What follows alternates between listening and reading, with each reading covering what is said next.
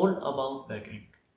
Welcome to my YouTube channel code with Jiten. Hi, मेरा नाम है जितेन और स्वागत है आपका इस नई वीडियो में जिसके अंदर हम डिस्कस करने वाले हैं फंक्शंस के कुछ एडवांस टॉपिक्स। अभी तक हमने फंक्शंस के बेसिक टॉपिक्स देखे थे, आज उससे ही हम आगे बढ़ेंगे। तो इस सीरीज़ के अंदर हम बेसिकली क्या कर रहे हैं, एक बैकएंड की पूरी सीरीज़ है जिसके अंदर हम बैकएंड को शुरू से लेकर आखिर तक समझने वाले हैं। तो चलिए चलते हैं स्क्रीन पे और समझते हैं कि हमने अभी तक क्या क्या देखा और क्या हम देखने वाले हैं आज की वीडियो में। हमने अभी तक समझा है फंक्शंस और ये सभी जो बेसिक चीज़ें हैं इन सभी को हमने समझ लिया है। Calling, parameters, return, argument, parameter, argument difference and function expression and arrow function, इन सभी चीज़ों को हमने अभी तक देख लिया है। आगे चलते हैं कि क्या जो टॉपिक्स हमारे पास एडवांस वो क्या है। सो नेक्स्ट चीज़ जो आती है हमारे पास वो होती है होस्टिंग। इसमें बेसिकली होता ये है, होस्टिंग का मतलब बेसिक मतलब ये है कि लेट सपोज हमने कोई फंक्शन क्रिएट किया है और हमने उस फंक्शन को कॉल पहले कर लिया है, तो वो किस तरीके से बिहेव करेगा इस चीज़ को हमें होस्टिंग समझाती है। तो समझते हैं डायरेक्टली कोड के थ्रू कि कैसे ये चीज़ हम अप्लाई करते हैं हमारे कोड के अंदर। सो मैं आ चुका यहाँ पर अपने VS कोड के अंदर एंड यू कैन सी मैंने यहाँ पर एक फाइल क्रिएट कर ली है functions2.html। हमने अपना पिछला कोड फंक्शंस की पहली फाइल में लिखा था, अब मैंने एक नई फाइल क्रिएट करी है, उसके अंदर हम अपना सारा कोड लिखेंगे। मैं इसको जूम कर लेता हूँ, यहाँ पर यू कैन सी एंड यहाँ पर हम लिखते हैं अपना कोड। तो बेसिकली सबसे पहली चीज़ है क्या, हमें क्रिएट करना है एक फंक्शन। तो फंक्शन क्रिएट करते हैं। तो फंक्शन बेसिकली हमने दो चीज़ें पढ़ी थी कि एक होता है फंक्शन, एक होता है फंक्शन एक्सप्रेशन और एक एरो फंक्शन भी होता है हमारे पास। फंक्शन बेसिकली हम इस तरीके से क्रिएट करते हैं कि हमने फंक्शन लिखा, फंक्शन का नाम लिखा, यहाँ पर लाइक XYZ मैं नाम लिखता हूँ एंड ये हमने फंक्शन इस तरीके से क्रिएट कर दिया। अगर मुझे इसे एक्सप्रेशन में कन्वर्ट करना है तो मैं इसको एक वेरिएबल असाइन कर दूंगा, इस तरीके से एक वेरिएबल के अंदर इस फंक्शन डाल दूंगा, तो ये हो गया हमारे पास बेसिकली फंक्शन एक्सप्रेशन। एंड अगर मुझे इसे एनोनिमस फंक्शन एक्सप्रेशन बनाना है तो मैं यहाँ से नेम को हटा दूंगा, और अगर मुझे इसे एरो फंक्शन बनाना है तो मैं यहाँ से फंक्शन को भी हटा के यहाँ पर एक एरो क्रिएट कर दूंगा, दिस इज एरो फंक्शन। तो बेसिकली चार चीज़ें थी हमारे पास। अब क्या है यहाँ पर बेसिकली है क्या कि अगर मैंने कोई फंक्शन क्रिएट किया है, लेट्स सपोज मैंने एक फंक्शन क्रिएट कर दिया XYZ नाम से एंड इसके अंदर मैंने कर दिया है console.log हेलो। बेसिकली मैंने यहाँ पर एक सिंपल फंक्शन लिखा है जो कि हेलो को प्रिंट करेगा। अब होगा क्या, असल में इसे बाद में कॉल करता हूँ यहाँ पर XYZ, तो हम जानते हैं इस तरीके से हम कॉलिंग कर सकते हैं। तो क्या हम इसे पहले भी कॉलिंग कर सकते हैं, लाइक मैंने फंक्शन क्रिएट करने से पहले यहाँ पर मैं अगर इसको कॉल करता हूँ XYZ तो क्या होगा, तब भी ये हमारे पास चलेगा। वो इसलिए ये होता है हमारे पास होस्टिंग के थ्रू। होस्टिंग क्या होता है बेसिकली, अगर हमारे पास ये फंक्शन हमने क्रिएट किया है यहाँ पर, तो बेसिकली एक तरीके से हमें दिख नहीं रहा लेकिन ये एक तरीके से टॉप में जाके असाइन हो गया है। यहाँ पर हमारे पास टॉप में इसका एक तरीके से इंस्टेंस क्रिएट हो गया है। इस तरीके से हम क्या हो रहा है कि हम इस फंक्शन को यहाँ पर भी एक्सेस कर पा रहे हैं। मैं आपको इसका आउटपुट दिखाता हूँ। यहाँ पर पहले से रन करते हैं, ओपन इन ब्राउज़र एंड यहाँ पर खोलते हैं। यू कैन सी हमारे पास हेलो प्रिंट होके आ चुका है। तो ये था बेसिकली होस्टिंग। लेकिन अब यहाँ पर आता है अंतर कि डिफरेंस क्या है इन सब चीज़ में।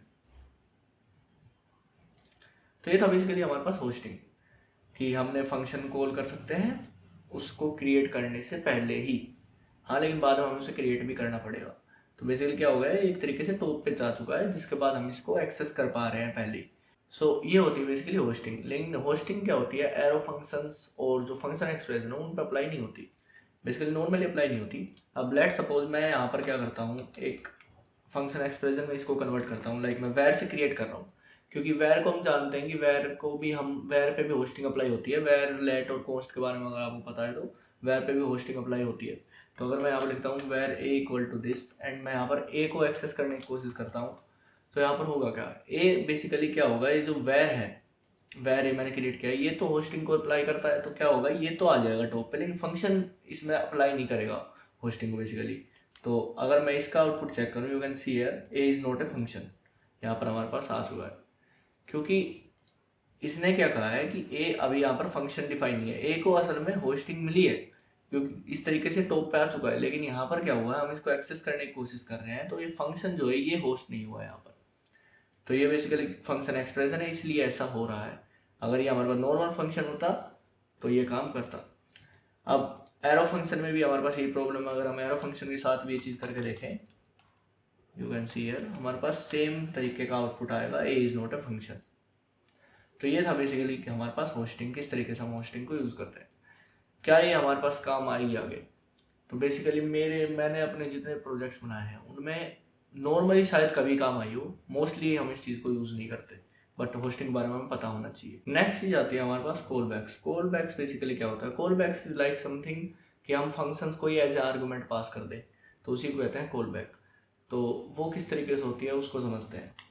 तो लेट सपोज मैं यहाँ पर क्या करता हूँ, सबसे पहले इसको कमेंट करता हूँ एंड देन यहाँ पर हम एक कॉल बैक क्रिएट करने की कोशिश करते हैं। मैं क्या करता हूँ, यहाँ पर मैंने एक फंक्शन क्रिएट करता हूँ, फंक्शन एक्स नाम से मैंने एक फंक्शन क्रिएट किया है एंड देन मैं यहाँ पर क्या कर रहा हूँ, मैं यहाँ पर लिख देता हूँ कंसोल, या फिर यहाँ पर रिटर्न कर देते हैं, रिटर्न 3। बेसिकली मैंने 3 यहाँ पर रिटर्न कर दिया है। और यहाँ पर मैं एक अनदर फंक्शन क्रिएट करता हूँ, फंक्शन वाई, जिसके अंदर मैं क्या रखूँगा, एक पैरामीटर रखूँगा my call back. Variable name में कुछ भी रख सकते हैं आप, कुछ फ़र्क नहीं पड़ता। माई कॉल बैक इस तरीके से मैं यहाँ पर लिख सकता हूँ। अब इसके अनुसार क्या होगा हमारे पास कि सबसे पहले हमने क्या किया है, वाई को कॉल किया है, वाई के अंदर मैंने एक्स फंक्शन को कॉल किया है। अब एक्स क्या होगा, माई कॉल बैक के अंदर एक्स चला जाएगा। बेसिकली इधर मैं यहाँ पर फंक्शन कॉल कर रहा हूँ तो मुझे यहाँ पर कॉल करने की जरूरत नहीं है। तो माई कॉल बैक क्या होगा, my callback basically X ही है। यू कैन सी मैंने यहाँ पर एक्स पास किया है एज ए आर्ग्यूमेंट, और यहाँ पर पैरामीटर में हमारे पास माई कॉल बैक है, मतलब माई कॉल बैक के अंदर एक्स है। तो एक्स को मैं कॉल कर रहा हूँ तो क्या होगा, बेसिकली यही फंक्शन हमारे पास कॉल होगा और इसका आउटपुट 3 आ जाना चाहिए। सो यू कैन सी यार हमारे पास आउटपुट 3 आ चुका है। मैं इसको थोड़ा ज़रा जूम कर लेता हूँ। यू कैन सी यार हमारे पास आउटपुट 3 आ चुका है। नेक्स्ट चीज़ क्या है हमारे पास, ये था बेसिकली हमारे पास कॉल बैक्स। क्या ये हमारे पास काम आएंगे? बेसिकली कभी किसी प्रोजेक्ट्स में काम आ सकते हैं। असल में इन ये जो टॉपिक्स है, एडवांस जो टॉपिक्स है हमारे पास यहाँ पर, ये मोस्टली यूज़ नहीं करते हम। बेसिकली हमारे पास जो मोस्ट कॉमनली यूज्ड होते हैं वो हमारे पास फंक्शंस होते हैं, जो हम बेसिकली नॉर्मल फंक्शन यूज़ करते हैं, फंक्शन एक्सप्रेशन होते हैं और एरो फंक्शन। इन 3 चीज़ों की हमें नॉलेज होनी चाहिए, किस तरीके से ये क्रिएट होते हैं, किस तरीके से ये कॉल होते हैं। बेसिकली इनकी नॉलेज तो हमें होनी ही चाहिए। हमें इन सब की नॉलेज होना हो, इन 3 चीज़ों की हमें नॉलेज होनी चाहिए, क्योंकि ये मोस्टली हमारे पास काम आने वाले हैं। इनके बारे में हमें पता होना चाहिए। बेसिकली एक नॉर्मल नॉलेज इनकी भी होनी चाहिए, क्या पता किसी प्रोजेक्ट्स में हमें नीड पड़ेगी। सो नेक्स्ट चीज़ आती है हमारे पास फंक्शन दिस। दिस का क्या मतलब है, दिस कीवर्ड का यहाँ पर क्या यूज़ है? तो दिस का बेसिकली यूज़ होता है कि अगर फंक्शन के अंदर हम दिस का यूज़ कर रहे हैं तो वो रेफर करता है किसी ना किसी ऑब्जेक्ट को। तो इस चीज़ को समझते हैं डायरेक्टली कोड से कि किस तरीके से इस चीज़ को हम अचीव करते हैं। लेट सपोज मैं एक ऑब्जेक्ट क्रिएट करता हूँ यहाँ पर। सबसे पहले इसको कर देते हैं कमेंट। इसको सबसे पहले मैंने कर दिया यहाँ पर कमेंट, और यहाँ पर मैं क्या कर रहा हूँ, एक ऑब्जेक्ट क्रिएट करता हूँ। ऑब्जेक्ट बेसिकली होता क्या है, हम कर्ली ब्रेस से लाके ऑब्जेक्ट क्रिएट करते हैं। बेसिकली कुछ डाटा होता है जो की और वैल्यू की फॉर्म में हम क्रिएट करते हैं। तो यहाँ पर क्या होता है, हम आगे देखेंगे बाकी ऑब्जेक्ट को, लेकिन इधर मैं बेसिकली एक सिंपल ऑब्जेक्ट क्रिएट कर रहा हूँ। मैं कॉन्स्ट के थ्रू ही कर देता हूँ इसको, कॉन्स्ट ए इक्वल, यहाँ पर मैंने एक ऑब्जेक्ट क्रिएट किया है ए नाम से। इसके अंदर मुझे की वैल्यू की फॉर्म में कुछ डाटा सेव करना है। लाइक मैं लिख रहा हूँ नेम, और जो कि नेम लिख देता हूँ मैं कोड विद जितेन।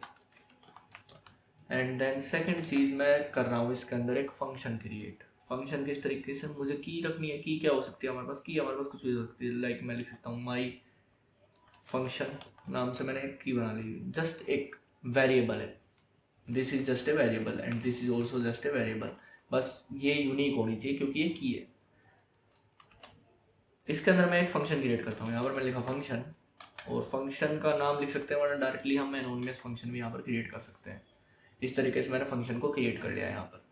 अब यहाँ पर क्या होगा, यहाँ पर हम अपना कुछ टास्क परफॉर्म करेंगे। तो वो क्या है हमारे पास, console डॉट लॉग। अब लेट सपोज मैं ये जो नेम है, यहाँ पर जो नेम है, इसका यूज़ करना चाहता हूँ इसके अंदर, इस फंक्शन के अंदर। तो क्या मैं डायरेक्टली नेम लिख के इसको एक्सेस कर सकता हूँ? तो बेसिकली होगा क्या, इसमें हमारे पास एरर आएगा। मैं इस फंक्शन कॉल करके बताता हूँ आपको। ए लिखेंगे हम, डॉट लिखेंगे, और डॉट के बाद अब जितने भी इसके अंदर आर्गूमेंट्स हैं, बेसिकली इसके अंदर जितने भी फील्ड्स हैं वो हम एक्सेस कर सकते हैं। यहाँ पर नेम और माई फंक्शन 2 फील्ड है, और माई फंक्शन मैंने कॉल कर दिया, और फंक्शन कॉलिंग के लिए हम इस तरीके से कॉल करते हैं। तो बेसिकली मैंने माई फंक्शन को कॉल कर दिया है। इसका आउटपुट देखते हैं हम क्या आएगा। सो यू कैन सी यार हमारे पास कुछ भी आउटपुट नहीं आया है, वो इसलिए क्योंकि हमने डायरेक्टली नेम लिखा है और नेम बेसिकली यहाँ पर कुछ भी नहीं है, क्योंकि ये इसको एक्सेस कर ही नहीं पा रहा। अगर हमें इसे एक्सेस करना है तो हमें लिखना पड़ेगा दिस डॉट नेम, ताकि ये इसी फंक्शन इसी ऑब्जेक्ट को रेफर करे। सो यू कैन सी यार हमारे पास अब कोड विद जितेन आ चुका है। तो ये था बेसिकली एक सिंपल यूज दिस का, और दिस के काफ़ी अलग अलग यूजेस भी हो सकते हैं, वो अभी हम जब और फंक्शंस पढ़ेंगे उसके अंदर देखते हैं। बेसिकली एक सिंपल यूज था दिस का कि एक ऑब्जेक्ट को एज ए रेफरेंस लेता है फंक्शंस के अंदर। तो हमने दिस कीवर्ड को यहाँ पर समझ लिया है। तो हमारे पास अभी तक होस्टिंग, कॉलबैक्स एंड फंक्शन दिस समझ आ चुका है। अब समझते हैं फंक्शन कॉल। फंक्शन कॉल क्या होता है? बेसिकली हमने कॉलिंग तो देख चुके हैं, लेकिन हमारे पास एक डॉट कॉल नाम से एक मेथड होता है, उसका यूज़ करके हम फंक्शन को कॉल करते हैं। उसका क्या फ़ायदा है बेसिकली? अब देखिए यहाँ पर मैंने इसको क्रिएट किया है, इस चीज़ को मैंने यहाँ पर क्रिएट किया है। अब मैं क्या कर रहा हूँ, सबसे पहले एक काम करते हैं, यहाँ पर नेम और यहाँ पर नेम ही रहने देते हैं और एक फंक्शन क्रिएट करते हैं। फंक्शन एक्स नाम से मैंने यहाँ पर एक फंक्शन क्रिएट किया है। सो यहाँ पर भी हमें दिस का एक यूज़ देखने को मिलेगा जब हम कॉल फंक्शन का यूज़ करेंगे, आई मीन कॉल मेथड का यूज़ करेंगे इसके अंदर। तो यहाँ पर क्या है, मैंने यहाँ पर एक ऑब्जेक्ट क्रिएट किया है ए, जिसके अंदर एक फील्ड है जो कि है नेम, जिसकी जो की है नेम और उसकी वैल्यू है कोड विद जितेन। अब यहाँ पर क्या हुआ, मैंने एक फंक्शन क्रिएट किया है एक्स और उसके अंदर मैं कर रहा हूँ कॉन्सोल डॉट लॉग और दिस। अब इससे होगा क्या, इसको जो भी ऑब्जेक्ट मिलेगा ये उसकी वैल्यूज़ को प्रिंट करेगा। मैं यहाँ पर क्या कर रहा हूँ, इसको कॉल करने के लिए यहाँ पर मैं लिखा ए डॉट, सॉरी मुझे फंक्शन कॉल करना है एक्स डॉट। अब हमारे पास यू कैन सी यहाँ पर काफ़ी ऑप्शंस आ चुके हैं, तो हमें बेसिकली कॉल का यूज़ करना है। मैंने यहाँ पर कॉल लिख दिया and then we have to pass an argument. This argument क्या होगी, तो हमने एक ऑब्जेक्ट को यहाँ पर पास कर दिया। तो क्या होगा कि दिस के अंदर इस ऑब्जेक्ट को यूज़ करेगा। अब ऑब्जेक्ट क्या है हमारे पास, ऑब्जेक्ट है ये, तो हमारे पास ये ऑब्जेक्ट बेसिकली यहाँ पर प्रिंट हो जाना चाहिए। तो यू कैन सी है हमारे पास यहाँ पर ऑब्जेक्ट प्रिंट हो चुका है जिसके अंदर नेम है कोड विद जितेन। अब इस नेम को अगर हमें एक्सेस करना है डायरेक्टली तो हम इस तरीके से कर सकते हैं, दिस डॉट नेम। इस तरीके से हम डायरेक्टली नेम को भी एक्सेस कर सकते हैं, डॉट के थ्रू सभी चीज़ों को एक्सेस करा जा सकता है। तो फंक्शन दिस को हमने समझ लिया था, फंक्शन कॉल को भी हमने एक तरीके से समझ लिया है। सो ये थी बेसिकली फंक्शन कॉल को किस तरीके से हम यूज़ कर सकते हैं। एक और फायदा है फंक्शन कॉल का कि यहाँ पर लेट सपोज मैं यहाँ पर एक पैरामीटर पास करता हूँ, मे बी पैरामीटर नाम रख देते हैं ABC, और यहाँ पर मैं एक आर्गूमेंट पास करता हूँ उस पैरामीटर के अंदर।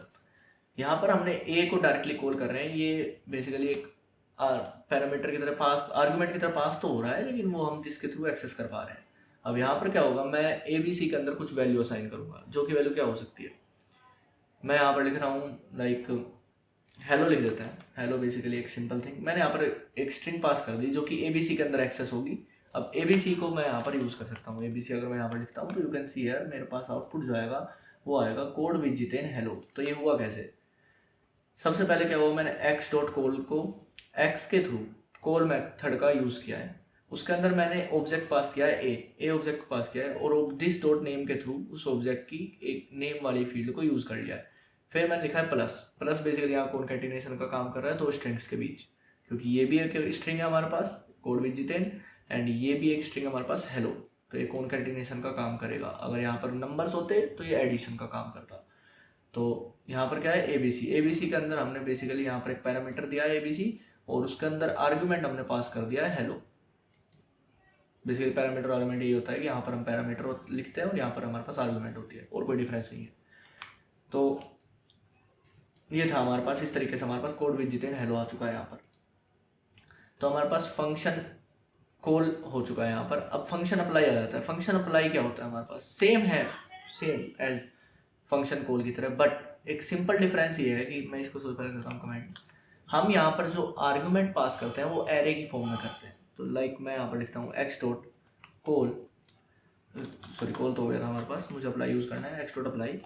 मैंने ए को कॉल किया उसी तरीके से, मतलब ए एज ऑब्जेक्ट पास किया। अब हमें अगर यहाँ पर सेकंड आर्गूमेंट्स पास करने हैं तो वो हम एरे के अंदर पास करेंगे। अगर हम डायरेक्ट कर देते हैं यहाँ पर, लेट सपोज मैं लिखता हूँ डायरेक्ट हेलो, तो क्या होगा, so we can see a error, you can see create list from array like cold and known object. मतलब हमें यहाँ पर बेसिकली एक एरे ही पास करना पड़ेगा एरे में। तो मैं क्या करता हूँ, इसको एक एरे असाइन कर देता हूँ। एरे इस तरीके से हम असाइन कर सकते हैं। बेसिकली एरे के अंदर मैंने हेलो पास कर दिया है। तो यू कैन सी हियर हमारे पास अब आउटपुट जो आएगा बिल्कुल सेम आएगा। तो ये था बेसिकली एक सिंपल डिफरेंस कि मतलब बाकी काम तो इनका सेम ही है, कॉल का और अप्लाई का। बस यहाँ पर हम एरे के थ्रू चीज़ों को पास करते हैं या डायरेक्टली पास कर सकते हैं। तो यहाँ पर हमने फंक्शन अप्लाई को भी समझ लिया है। नेक्स्ट ये आती है हमारे पास फंक्शन बाइंड। फंक्शन बाइंड क्या होता है? फंक्शन बाइंड बेसिकली काम करता है कि हमारे पास जो फंक्शन कॉल और फंक्शन अप्लाई थे, इन दोनों में क्या हो रहा था, हमारे पास न्यू फंक्शन क्रिएट नहीं हो रहा था। न्यू फंक्शन क्रिएट का मतलब ये है कि जो हमारे पास एग्जिस्टिंग फंक्शन है उसको हम डायरेक्टली कॉल कर पा रहे थे। लेकिन फंक्शन बाइंड में ऐसा नहीं है। फंक्शन बाइंड का जब भी हम यूज़ करते हैं तो हमारे पास एक न्यू फंक्शन की क्रिएशन होती है। तो समझते हैं फंक्शन बाइंड किस तरीके से काम करता है। सबसे पहले मैं करता हूँ इसको कमेंट। बेसिकली फंक्शन को ही कमेंट कर देते हैं या फिर रहने देते हैं, काम करते हैं। बाइंड का इसके यूज 3 यूज़ कर लेंगे हम। तो यहाँ पर सबसे पहले क्या है, मैं यहाँ पर लिख रहा हूँ डायरेक्टली एक एग्जांपल समझते हैं। एक्स डॉट मैंने यहाँ पर लिखा बाइंड। मैंने यहाँ पर बाइंड का यूज़ कर लिया है और यहाँ पर मैं क्या कर रहा हूँ, मुझे सबसे पहले पास करना है एक ऑब्जेक्ट, जो कि ऑब्जेक्ट हमारे पास ए, जो कि हमने यहाँ पर क्रिएट किया हुआ है। यू कैन सी यहाँ पर हमारे पास ए ऑब्जेक्ट है। एंड सेकेंड थिंग, हम कोई आर्गूमेंट पास करते हैं। आर्गूमेंट लाइक मैं हेलो ही लिख लेता हूँ यहाँ पर। अब देखते हैं कि हमारे पास आउटपुट क्या आता है। So you can see here हमारे पास कोई भी आउटपुट नहीं आया है। वो इसलिए क्योंकि इसे हम डायरेक्टली रन नहीं कर सकते। सेम कोड के अंदर हम इस चीज़ को रन कर पा रहे थे, लेकिन बाइंड के अंदर इस चीज़ को हम नहीं कर सकते। बाइंड के अंदर क्या होगा, बेसिकली एक फंक्शन की तरह ट्रीट होगा। बेसिकली हमने क्या किया है, ये एक फंक्शन क्रिएशन हो चुका है। अब इस फंक्शन को अगर हम कॉल करते हैं तो वो किस तरीके से करते हैं, इस तरीके से हम फंक्शन को कॉल करते हैं। तो यू कैन सी हियर हमारे पास कोड भी जितने आ चुका है। पिछले में हमारे पास क्या हुआ था, कॉल और अप्लाई में हम डायरेक्टली क्या कर रहे थे, हमें फंक्शन क्रिएशन करने की जरूरत नहीं पड़ रही थी, डायरेक्टली इमीडिएटली ये चीज़ कॉल हो रही थी। इसमें क्या हुआ, हमारे पास यहाँ पर एक फंक्शन क्रिएट हुआ। अगर मैं इसको हटा देता हूँ तो बेसिकली ये हमारे पास एक फंक्शन है। इसको हम कोई वेरिएबल भी असाइन कर सकते हैं। लेट सपोज मैं लेट ABC या फिर let S is equal to, मैं यहाँ पर मतलब बेसिकली मैंने एस के अंदर इस फंक्शन को असाइन कर दिया है और अगर मैं एस को कॉल करूँगा तो ये फंक्शन की कॉलिंग हो जाएगी। यू कैन सी हियर हमारे पास सेम आउटपुट आया है। तो यहाँ पर क्या होता है, बाइंड के अंदर बेसिकली हमारे पास फंक्शन क्रिएशन होती है और कॉल और अप्लाई के अंदर हमारे पास इमीडिएटली उसी फंक्शन को रन कर देता है। That is the difference between A bind and call and apply. तो ये चीज़ थी बाइंड के अंदर। तो इसको करते हैं कमेंट एंड नेक्स्ट चीज़ देखते हैं वो हमारे पास क्या है। नेक्स्ट आती है हमारे पास IIFE फंक्शन। IIFE क्या यूज़ है फंक्शन IIFE का हमारे पास। तो फंक्शन IIFE बेसिकली एक सिंपल चीज़ है। मैंने लास्ट टाइम आपको एक चीज़ बताई थी कि जैसे हम यहाँ पर लेट सपोज एक एरो फंक्शन क्रिएट करते हैं इस तरीके से, लेट A इक्वल टू, और इस तरीके से हम एक एरो फंक्शन क्रिएट कर रहे हैं और A के थ्रू हम इसको कॉल कर पाएंगे। तो लेट सपोज अगर मैं यहाँ से A भी हटा देता हूँ तो तब क्या मैं इसको कॉल कर सकता हूँ, लाइक console, वेट ए सेकेंड, console डॉट log, हम हेलो ही लिख लेते हैं यहाँ पर। तो यहाँ पर यू कैन सी हमारे पास कोई आउटपुट नहीं आया और इसको एक्सेस भी हम किस तरीके से करें, क्योंकि ना या तो किसी को कोई हम नए असाइन करें ना कुछ और। तो इसको एक्सेस करने के लिए हमारे पास एक सिंपल तरीका है कि सबसे पहले तो हम इसको इसके अंदर डालते हैं, इस ब्रेसेस के अंदर, और देन इसको इस तरीके से कॉल कर दें। सो यू कैन सी हमारे पास हेलो आ चुका है। तो यहाँ पर हुआ क्या है, बेसिकली मैंने इसको एक ब्रेसेस के अंदर डाल दिया है। तो यहाँ पर एक मतलब ये बेसिकली एक फंक्शन है और इस तरीके से हम इसको कॉल कर रहे हैं। इसका बेसिकली फ़ायदा क्या है, फ़ायदा ये है, ये बेसिकली IIFE है, function IIFE। So basically function IIFE कहाँ काम आ सकता है। फंक्शन IIFE हमारे पास जब काम आ सकता है जब हमें एक फंक्शन को बेसिकली एक बार रन करना है बस, उसके बाद हमें उसका कोई यूज़ नहीं है। तो उस जगह हम इसको यूज़ कर सकते हैं। बेसिकली हमें कोई वेरिएबल वगैरह क्रिएट करने की जरूरत नहीं पड़ेगी। हम बस डायरेक्टली इसको फंक्शन का अंदर अपना कोड लिखेंगे, उसको डायरेक्टली रन कर देंगे। तो इस तरीके से हम IIFE को क्रिएट कर सकते हैं। कुछ चीज़ें जो हमारे पास पेंडिंग है वो क्या रह गई है, बेसिकली इतनी चीज़ों को हमने समझ लिया है। आई थिंक 2-3 टॉपिक्स मैंने यहाँ नहीं लिखे हैं। वो है हमारे पास फंक्शन क्लोजर। सो नेक्स्ट चीज़ आती है हमारे पास फंक्शन क्लोजर। तो फंक्शन क्लोजर को एक सिंपल एग्जांपल से हमने यहाँ पर समझ सकते हैं। लेट सपोज मैं एक फंक्शन क्रिएट करता हूँ, फंक्शन, और उसका नाम रख देते हैं हम लाइक XYZ नाम से फंक्शन क्रिएट कर देते हैं। यहाँ पर मैंने एक फंक्शन को क्रिएट कर दिया। इसके अंदर एक वेरिएबल क्रिएट करते हैं, लेट काउंट नाम से मैंने एक वेरिएबल क्रिएट कर दिया जिसकी वैल्यू को मैंने 0 कर दिया है। और यहाँ पर मैं क्या कर रहा हूँ, रिटर्न कर रहा हूँ बेसिकली एक अनदर फंक्शन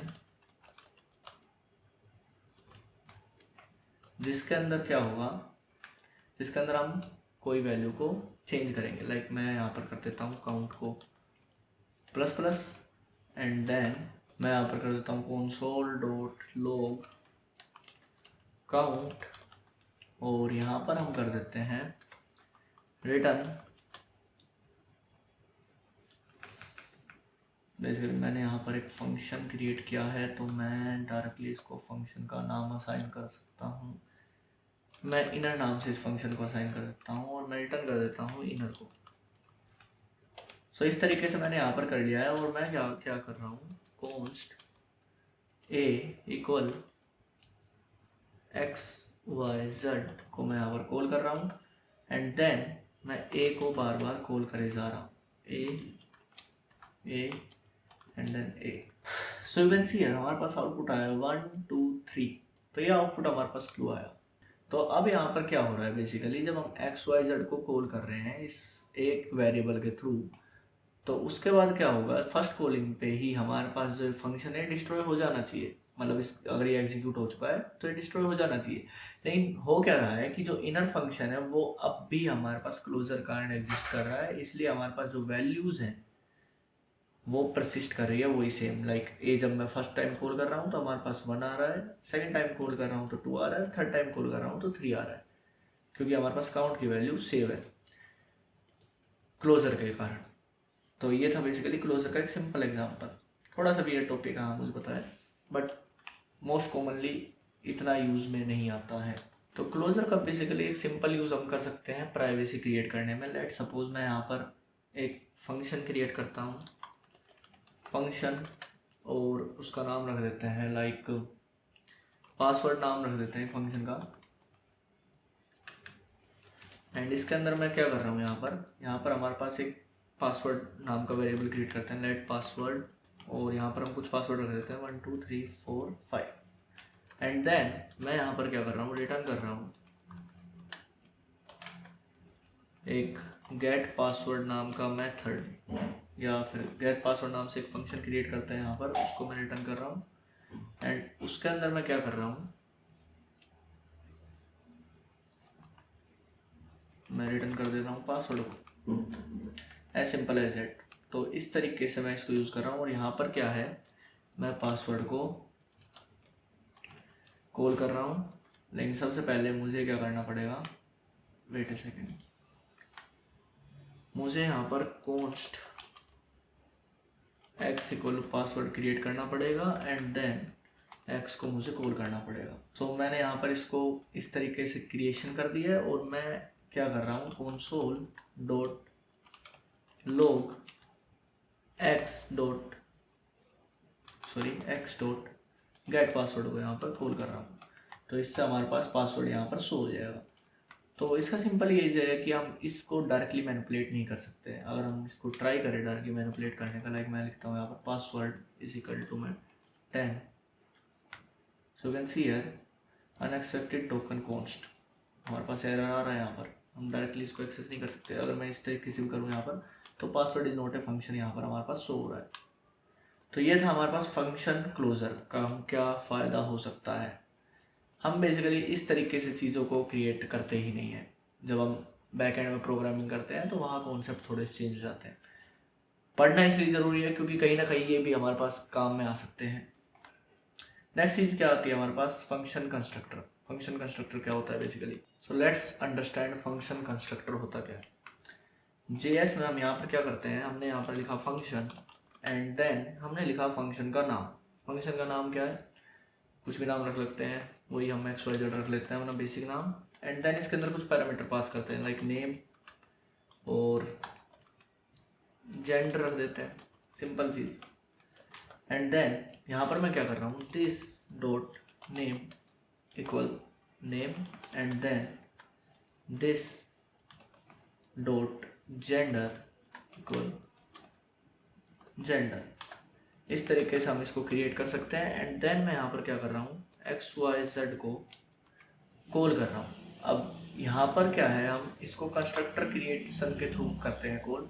अब लेट सपोज मैं यहाँ पर क्या करता हूँ, कॉन्स्ट ए इक्वल और न्यू कीवर्ड्स हम उसको असाइन करते हैं, new X Y Z and then यहाँ पर मैं क्या करता हूँ, नेम हम रख सकते हैं यहाँ पर जितेन रख लेते हैं यहाँ पर नेम, एंड देन पासवर्ड यहाँ जेंडर यहाँ पर रख देते हैं मेल। इस तरीके से मैं इसको क्रिएट कर सकता हूँ फंक्शन कंस्ट्रक्टर को। क्या आएगा इसका हमारे पास आउटपुट, कुछ नहीं आएगा क्योंकि हमने कुछ प्रिंट किया ही नहीं है। यू कैन सी हमारे पास कुछ भी आउटपुट नहीं आया। अगर मैं यहाँ पर कंसोल लॉग करूँ, कंसोल डॉट लॉग ए को करूँ तो क्या होगा, हमारे पास बेसिकली एक ऑब्जेक्ट आएगा जिसके अंदर दो वैल्यूज़ है, जेंडर और नेम। इन वैल्यूज़ को अगर हमें एक्सेस करना है तो मैं यहाँ पर लिखूँगा डॉट जेंडर से हम जेंडर को एक्सेस कर पाएंगे और नेम से नेम को एक्सेस कर पाएंगे, एज सिंपल एज डैट। तो ये था हमारे पास बेसिकली फंक्शन की फंक्शन के कंस्ट्रक्टर को किस तरीके से क्रिएट करते हैं हम। अगर आपने ऑब्जेक्ट ओरिएंटेड प्रोग्रामिंग पढ़ी हो तो उसमें हम जब क्लास ऑब्जेक्ट क्रिएट करते हैं वो उसको भी हम न्यू कीवर्ड्स के थ्रू क्रिएट करते हैं। इसका फ़ायदा क्या है, इसका फ़ायदा ये है कि हम अलग अलग ऑब्जेक्ट्स यहाँ पर क्रिएट कर सकते हैं। बेसिकली अलग अलग यहाँ पर हम क्या कर सकते हैं, कंस्ट्रक्टर क्रिएट कर सकते हैं, इनकी अलग अलग हम कॉलिंग कर सकते हैं। इसका यही बेसिक फ़ायदा है। सो ये था बेसिकली हमारे पास फंक्शन कंस्ट्रक्टर। आज हमने इन सभी चीज़ों को देखा, इन सभी टॉपिक्स को। थोड़े से वियर टॉपिक हैं लेकिन ऐसे कुछ खास नहीं। बेसिकली मोस्टली हमारे पास जो यूज़ होगा वो IFE हम यूज़ कर सकते हैं, जो हमारे कोड्स होते हैं उनमें। और कॉल, अप्लाई और बाइंड का भी हम बहुत कम यूज़ करते हैं। दिस फंक्शन का यूज़ हो जाता है कई बार। एंड देन जो बात आती है कंस्ट्रक्टर वगैरह, क्लोजर वगैरह, ये तो मैंने शायद ही कभी यूज़ किया हो। तो इन चीज़ों को हम मोस्टली यूज़ नहीं करते। बेसिकली नॉर्मल जो हमारे पास यूज़ है वो होता है, हमारे पास नॉर्मल फंक्शन किस तरीके से क्रिएट करते हैं, फंक्शन एक्सप्रेशन किस तरीके से क्रिएट करता है, एरर फंक्शन वगैरह किस तरीके से क्रिएट करते हैं। इन चीज़ों की हमें नॉलेज होनी चाहिए, इनकी चीज़ की कॉलिंग की नॉलेज होनी चाहिए, बस ये चीज़ इनफ होती है। इसके अलावा कुछ यूज़ होता है तो वो बहुत कम, रियरली। तो फंक्शंस को यहाँ पर ऐड करते हैं। फंक्शंस में हमने काफ़ी चीज़ों को देखा, हमने पहले इन सभी चीज़ों को देखा। बेसिकली ये बेसिक कॉन्सेप्ट्स हमारे पास बहुत कॉमनली यूज़ होंगे, इनका मोस्टली यूज़ नहीं होगा हमारे पास। तो इन सभी टॉपिक्स को आप एक बार प्रैक्टिस करिए। इस वीडियो को यहीं पर एंड करते हैं। धन्यवाद।